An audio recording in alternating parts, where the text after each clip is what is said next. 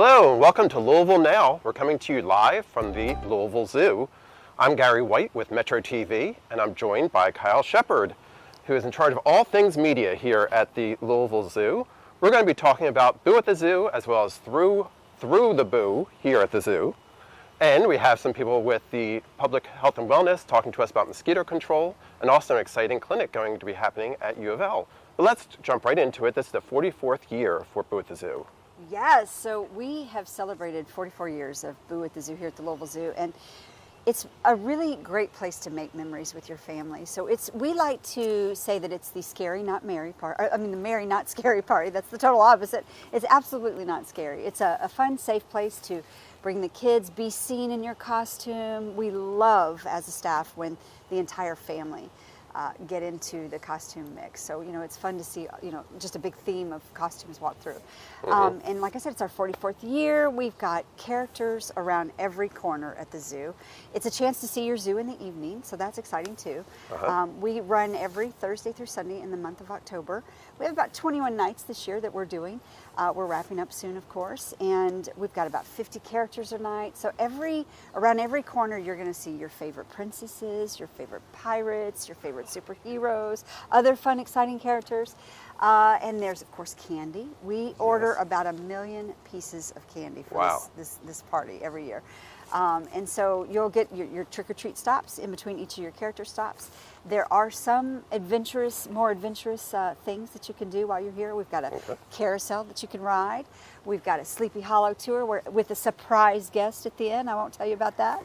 And then finally, we've got a spider house. If you're into that, you can walk amongst the spiders, learn about spiders. They're very important to us and beneficial for us. And they're all on the web, so it's beautiful to watch the webs and see them spin their webs. So there's lots of fun to be had. Absolutely. And a lot of volunteers help make this possible. Yes, so we're basically purely volunteer for the candy booth. So our volunteer coordinator, Diane Taylor, every year she coordinates with various businesses and athletic groups and just anybody who wants to come volunteer and assigns them a night, of course. And then they help us hand out the candy at the booths. And then the characters that we have, of course, they're just here to just be themselves and have fun. And then, of course, our staff, we love it too. So it's a big affair. It's very orchestrated. It takes a lot of people. In fact, corporations like UPS help us to put together the props and the candy booth stations beforehand. So about 2 weeks, into December, into September, we're decorating and redecorating campus for it. So. And you also have some people that have been doing this for a long time that kind of add to the environment, and that's people who have carved pumpkins. Yes, a family or a couple that would do that, right? Yes, so Donna and Jim O'Brien have been here for years. I bet they've probably at least 20 years have been a part of this party. They're with Black Cat Pumpkin Carving, and they have such beautiful, elaborate carvings. They take pumpkins that it's not styrofoam, but it's like a matte board styrofoam, and just amazing pumpkins she's carved. And those are all down at Glacier Run. So it's kind of an added bonus to walk down to Glacier Run and see those pumpkins and look at her exquisite artistry. But you're actually welcomed by the biggest pumpkin of all, Mumpkin, the pumpkin that's been welcoming people for years. Mumpkin is amazing. Mumpkin is on the plaza. Mumpkin is there to greet you when you walk in. He's over by the restrooms. And Mumpkin likes to chat with you about what you're wearing and what you're excited about during the party. And Mumpkin, he's been a part of this party, I bet, for about 30 years as well. So now, this has been going on, as we said, for 44 years. Lots of things to experience, lots of things to enjoy. But tell us how long it's going to go on this year, because it's wrapping up on the 30th, right? Yes, so we are wrapping up on the 30th. We have our regular final night on the 30th, but on the 29th, we have a unique night. We have a sensory-friendly night, which is exactly what it sounds like. So we'll have a limited capacity attendance that night, so there'll be less crowds to worry about. We'll reduce the lighting, we'll reduce the sound and the music, and it'll just be a little more calmer atmosphere for you, so that it's inclusive for everyone, and everyone can enjoy the party. Last week, we had allergy-friendly night, just what it sounds like. We had candy, if you could have the candy, but if you had an allergy for various candies, there were little trinkets that you could get at each station, like tattoos and pencils and stickers and that type of thing. Fantastic. Now also, the fun continues. That was always fun here at the zoo. But on November 1st, you have another event we want to talk about. Yeah, so we do our 5Ks, our fun run walks, and we do one. We used to do through the zoo in May, and then we moved it to November. I'm sorry, we used to do it in May, moved it to November, and we now wanted to bring something back for let me rephrase that. We used to do it in November. We did it in May now, and we wanted to bring something back in November. So Gotcha. we're doing Through the Boo. So it's just what it sounds like. It's a 5K fun run walk, just like Through the Zoo. You get to walk through the zoo, only this time you'll have the Halloween decorations and the characters to greet you along the way, so to cheer you on and greet you. Absolutely. And as you can see, we're surrounded by a lot of fun Halloween stuff with our Scooby-Doo behind us, but you also get the animals because we have Letterman behind us as well, your rhino, right? Yes, yes. And behind this castle behind us are the giraffes that their heads might pop out, who knows. But what makes this really a lot of fun are the characters. Yes. And you're going to give an opportunity to talk to a couple of the characters for us, right? Yeah, I've got a few over here. I'll go step aside and we'll Yes. talk to them real quick about So that. stay Hey, with guys. us here on Louisville Now, and we'll get to hear some of the characters. We've got our friend, our genie friend, and our detective friend, our teenage detective friend, who are a part of Boo at the Zoo. How many years have you been a part of the Boo at the Zoo, Jeannie? I've been a part of this for 5 years. And how about you? We've been coming for about 2 years. Okay, so you're kind of relatively new to Boo at the Zoo. What's your favorite part about Boo at the Zoo? My favorite part has always been seeing kids come around the corner and just light up. And then they'll come run over, I'll run to them, we'll sing, dance, high fives, the whole thing. Excellent. How about you? I love when the parents come by and they see us because, we've been around for a while, and so they'll be like, oh my gosh, I watched your shows and your movies when I was a kid, or the kids will be like, I watched your movie the other day, and it's like, oh my gosh, like it's fun to meet our fans when they come by. Well, I have to know characters and I have to know the famous costume this year. What are the most seen costumes you've been seeing? I mean, our spider friends are always swinging by constantly.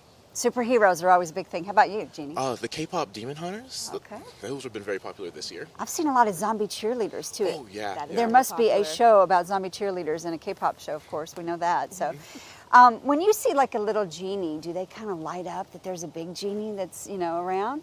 Sometimes they're like, but I'm the genie. So we have to figure that out sometimes. How many wishes do you grant a night? Somewhere in the neighborhood of 4,500.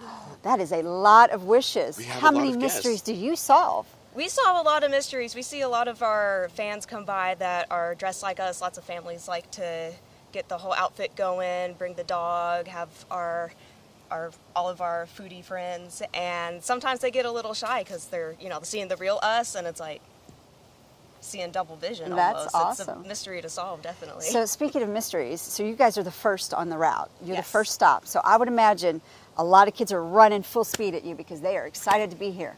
What's that like? Yes. It's a big rush because that gate opens up and the first round of people come in. It's a big flood, and some of them are just so excited to get that candy, and some of them, come running out with open arms, and they see us and they're just like blown away, super excited to come hang out with us for a little bit. Well, we're going to let you get back to solving mysteries. We're going to let you get back to wishing or granting wishes, and we'll toss it back over to Garrett. Welcome back to Louisville Now. Thank you, Kyle, for talking with the characters who help make Boo at the Zoo even more exciting. But right now we're going to talk about something serious as well. I have Matt Vanderpool, who is an environmental health specialist with the Louisville Metro Public Health and Wellness Department. And as we were standing out here, it's getting colder, obviously, we can tell. Yeah. Are mosquitoes still an issue? Well, the great joy about this time of year is that they're not as much of an issue. See, mosquitoes need heat to be able to breed really fast. So we see fewer of them, but they don't really stop breeding and completely kind of go away until we have like regular 45-degree temperatures because they can't go through their life cycle. That said, some mosquitoes of those 52 different kinds that we have, they overwinter as adults. So if we have like a 70-degree day in the middle of January, you very well may have a few mosquitoes buzzing around. So yeah, we're getting towards the end, but we're still seeing, some mosquitoes. We haven't had any carrying West Nile virus in the last couple of weeks, thankfully. So things are starting to wind down. But yeah, if we start seeing some warmer temperatures again, before it really sits in cold, we could see some more mosquitoes. And West Nile is something that we've heard a lot about. Yeah. But there are other issues that could come with mosquitoes overpopulation. Well, sure. Is that right? I mean, West Nile virus is the single largest one. It's the most common mosquito-borne disease in the United States. And we've actually seen a lot of human cases this year. And we see that because we had that drought portion in the middle, and that puts the mosquitoes and the birds closer together because there's limited water. There are diseases like lacrosse encephalitis that we see in Kentucky. We don't really see eastern equine encephalitis, but that's one of the scarier ones that the mosquitoes that we have in Louisville could carry if we got it in here. So there is a team at Louisville Metro Yeah. Public Health and Wellness dedicated to mosquito control. Absolutely. Why do we have that? Well, we've had a mosquito control program since 1956. And the reason why we started the program in the beginning is due to a disease called St. Louis encephalitis. It's akin to West Nile virus. Same mosquitoes carry both, but lots of people were getting sick. So it started back then. Then we still have that disease that's a potential, and then now West Nile. But we do a lot of stuff that most people don't realize are our efforts to reduce mosquito numbers. In the downtown area, all those storm sewer drains along the streets, those are designed to hold water. And there's over 14,000 of those, and each one can breed about 1,000 mosquitoes a week. Wow. And we have a team that goes out and treats those. Louisville has a lot of low water areas or low-lying areas that have lots of water standing in them. And we've mapped those out over the decades, quite honestly, and we go out to those areas in the springtime and we treat those so we don't have mosquitoes breeding in these kind of swampy areas and then inundating entire neighborhoods. We do complaint investigations when people are like, hey, I'm getting eaten alive, and we go out and check out people's yards. And then what people really see is us out there spraying for mosquitoes or misting with a different kind of machinery and product. But we do that primarily when we see disease. We're trying to get those disease mosquito numbers down so that people aren't getting sick. But there's a lot of things that we do that nobody ever sees, a lot of science behind what we go about doing that people don't know unless we have these kind of interviews or people stop us on the street and talk. So there's lots of methods that are being used to control Absolutely. the mosquito population. Yeah. But like fogging is one of them Yeah. that you have as well. Mm-hmm. So is the fogging that we see out there safe for the community? So the product we use is called Zenovex, and it has a low mammalian toxicity. I actually had somebody recently send a letter. They were upset about what we use, and we put a lot of time and effort into trying to find the most efficacious or properly acting thing that doesn't kill everything around us. And it generally costs a lot more to do that as well. But they were concerned about their cats in particular. And it's like, well, I never heard that there was, more of an issue with cats than other animals. So I did some research on that too, because we take the public's input to heart. And thankfully, the greater amount of problem was some foaming and slobbering that the cat might have. But if you keep your animals in when we're fogging, it's not a problem.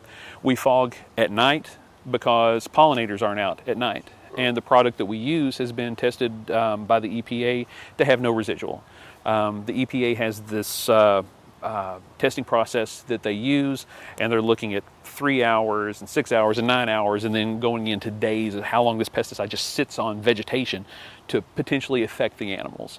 And what we use has the lowest potential residual, which is less than 3 hours. So by the time the sun comes up, sun hits it, it's photo deactivated, and we're not really causing major issues. Now, we're always happy to hear from the public and to talk to them and to try and allay some of those fears, but it's a pesticide. It's designed to kill insects, particularly small insects as opposed to larger insects, but that's what unfortunately has to happen sometimes when we're trying to keep people safe. And that's what our main goal with the health department is to make sure that the people living in Louisville are as healthy as they can be. So if some of the citizens want some more information on what's being done for mosquito control, how can they get that information? Well, the first thing would be to go to Louisville Metro's website and look up mosquito control, and you'll know you're sure at the right place because it's going to say mosquito control is now vector control, because we do work with ticks now, and we've kind of spotlighted that a few times. You can call in and we can have conversations and that sort of thing. But I think the best place to jump in is to just see if our website answers those questions for you. And if it's not answering those questions, then we're more than happy to talk with folks. Again, I'm talking with Matt Vanderpool, who is with Louisville Metro Public Health and Wellness about mosquito control. Thank you very much. Stay with us. When we come back, we're going to get some information on a new program that is happening with U of L and SOS International, a Louisville-based company. Stay with us here on Louisville Now. I've always wanted to be a teacher. When I look at my kindergarten, what do you want to do when you grow up? I wanted to be a teacher. Raise your hand and tell me, what does it mean when we notice something? Brian. So then when I got to PRP, thankfully they introduced the teaching and learning pathway when I was a sophomore in high school. I furthered my education at Indiana University Southeast. I did my student teaching here at Eisenhower. God made magic, and I ended up getting to take the classroom that I student taught it from the mentor that I had when I was 8 and 9 years old. So it was completely full circle. When I had her as a student in 2nd and 3rd grade, Maddie was always a natural cheerleader. She was always that student that you loved to teach. She was very engaged. She was willing to try new things, but she always had a servant's heart. So before I got out of high school, I had a lot of experience in the classroom in the area, so I knew going into college exactly what I had my mind to. For the 3 years, sophomore, junior, senior in high school, we got to go to Greenwood to do multiple things. So we got to go to Greenwood to just read to the students, but then also we were paired with a teacher, and we would go into their classroom. I got the opportunity to grade some papers. I got the opportunity to see a plan book. I got the opportunity to just socialize with kids. So that was one of my first opportunities to step into the classroom as a teacher role. I am here to teach those kids content, but more so than ever, I want those kids to leave me and know Miss Searcy cared about me, Miss Searcy loved me, Miss Searcy supported me. And so I want to be that person that's going to inspire them to not only succeed, but inspire them to want to be a good human. I know teachers in JCPS love their kids and love their job, and that's where I wanted to put myself into. The character traits that I saw in her when she was younger, caring, empathetic, positive, nurturing, I still see those qualities in her as an adult, and it's just been an amazing journey to know her from a child, but to be able to see her to grow and develop. Any student is going to be blessed if they are in her classroom. She is really kind. She did a lot of stuff to help because she's a great teacher, and we all went to make her stuff for being great. She helped me with some words that I didn't know. She be helpful and understanding because she's nice. Hello, welcome back to Louisville Now. We're coming to you live from the Louisville Zoo. We're surrounded by Boo at the Zoo that we've had a lot of information about. But right now, I'm joined by Demetrius Wingate, who is the Director of Operations for SOS International. And we're going to talk about an exciting partnership that SOS International is doing with U of L. But first, I want to hear a little about SOS International, which is a Louisville-based company. Correct? Yeah, we are. So what we do is we take surplus medical donations from any of our local or partner hospitals. That basically we take their supplies and then we redistribute it into the community and internationally. Okay, so you go all around the world helping serve medical needs of individuals? Correct, yes. And you're here in Louisville, right? Yeah, we are, yeah. How long have you been around? So we've been around over 30 years, and we've helped out a ton of countries and just getting medical clinics set up and things like that. So here locally and internationally. And is it a nonprofit organization or a for-profit organization? It is a nonprofit organization, yeah. So we all this medical supplies and medical equipment that you'll see come into our facility is all donated. Okay, fantastic.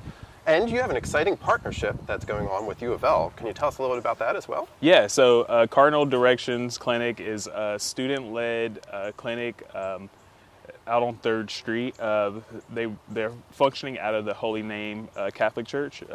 Basically, they will be setting up their clinic there for underserved community. So anyone locally could stop by and get seen. We've helped distribute over 1,800 pounds this past weekend, and we're looking to do more with that clinic actually. So yeah, it's been a good initiative. So is the clinic already open? The clinic will be opening early next month, and I believe they'll see patients every Wednesday. So every week, once a week on Wednesdays, starting next month. Yeah. So it's an international organization right here in Louisville, but you're actually helping Louisvillians as well. Yes, correct. Yeah. So our local program has really taken off. So we're doing a lot more here locally in the community as well as internationally. So. And to make all this work, you do need volunteers, right? Yes, correct. We are always seeking volunteers to come help us out. We work with a staff of about 12 or 13, so volunteers help is very critical to our mission. So. And if somebody's interested in more information on SOS, on International, on your clinic, or just helping out, how can they find that information? Yeah, so you just want to go to our website, soshealthandhope.org, and yeah, we always looking for volunteers. If you can't volunteer your time, we're always looking for donors, so just to keep everything functioning smoothly. And you've been working with this organization for quite a while. Yeah, over 8 years now, so yeah.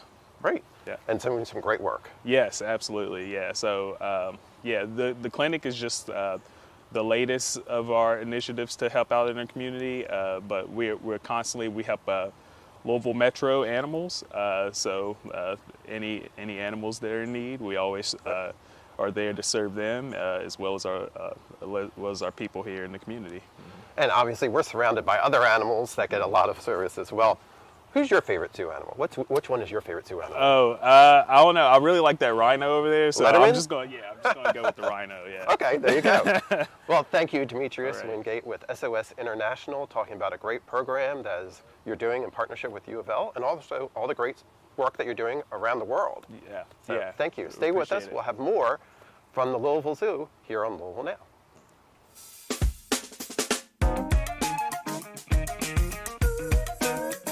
Hello, I'm Roseanne Maston with Louisville Tourism. Here are a few things happening around Louisville this week. Nearly a century after its creation, Louisville Hot Brown Week celebrates the city's signature dish for a full week, October 20th through 26th. Though the iconic open-faced sandwich was created at the Brown Hotel, restaurants across the city create their own versions from pizza to tacos. Track your Hot Brown Week journey on the app and check into restaurants to earn points and prizes. Sluggerfield will welcome a different kind of bat at the Kentucky Bat Festival, a fundraising event held by Second Chances Wildlife Center. This nonprofit conserves wildlife through rehabilitation and education.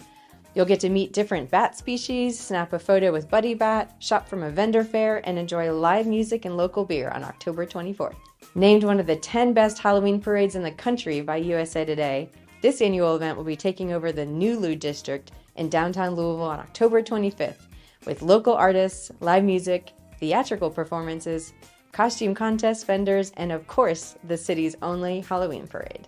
Treat the fam to a cruise along the Ohio River on the Mary M. Miller Riverboat, featuring Halloween-themed crafts, a trick-or-treat train, and a dance party. Costumes are welcomed for the Halloween Kids Cruise on October 26th. Find out more details about these events and others at gotolouisville.com. Just click on the calendar of events.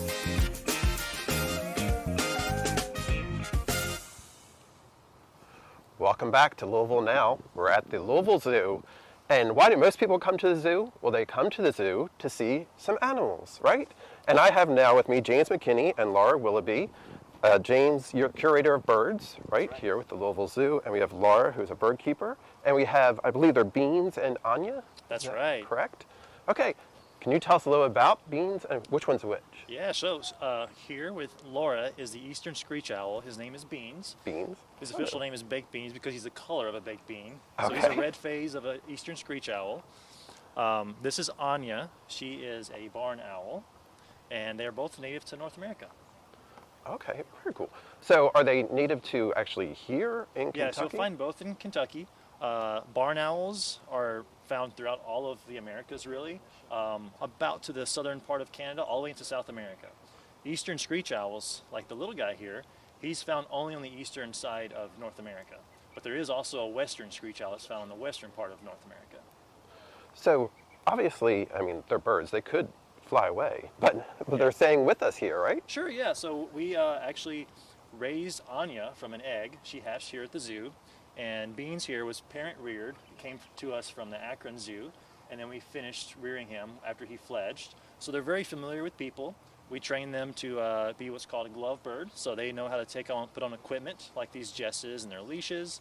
They come out on glove for us, and we can even fly them in a contained space, you know. So they're well trained with us. They're actually both very young. So Anya here is about 6 months old, and Beans is about 4 months old. Oh, wow. But they're full size? They are, yeah, fully grown. They get full grown at about 6 to 7 weeks of age. Really? Yeah, birds grow really fast. Oh, wow. And what's their longevity then? Well, eastern screech owl and this, they don't live terribly long in the wild. They'd be lucky to make it to 10 years. But in our care, probably into the late teens. Oh, fantastic. Yeah. That's great. So, obviously, there are some unique characteristics to owls, right? Yes. So can you share some of what those characteristics are? Sure. So they have huge eyes. You can see their eyes are actually so big and their skulls that there's no room for muscles to attach. And so they actually have to turn their head in order to focus on anything new. So that's when you see the owls turning their head so often. That's why. They also have really soft feathers. So when they fly at night, they're almost silent. Oh, wow. So they can sneak up on prey at night because they do hunt at night during, yeah. Is it true that they can kind of turn their heads all the way around? So the official statement is 270 degrees. That's how far around they can turn. So you're proving. She's showing us very well what she can do. Okay. So did you say how Anya's name came about?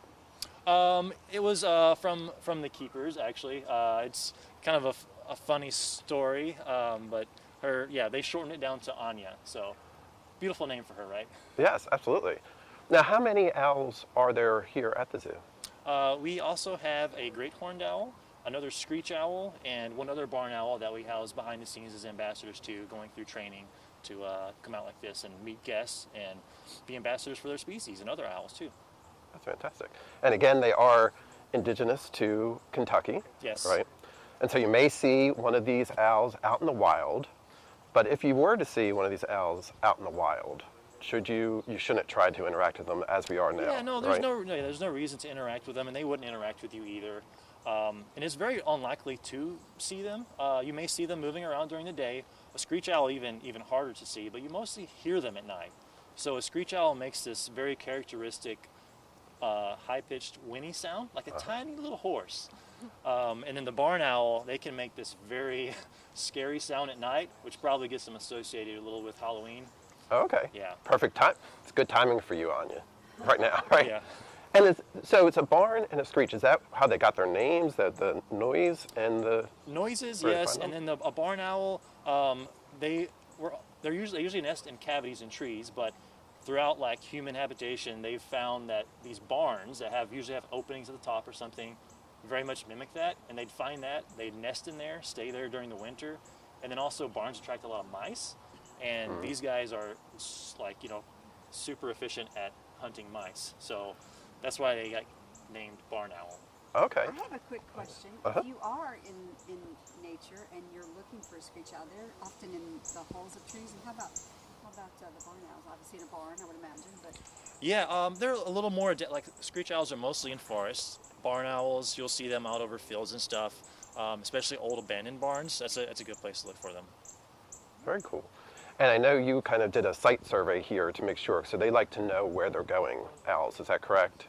Before you bring them in? Oh, yeah, like just in terms of like training and stuff, yeah, we like to condition them to certain different spaces, before we take them there.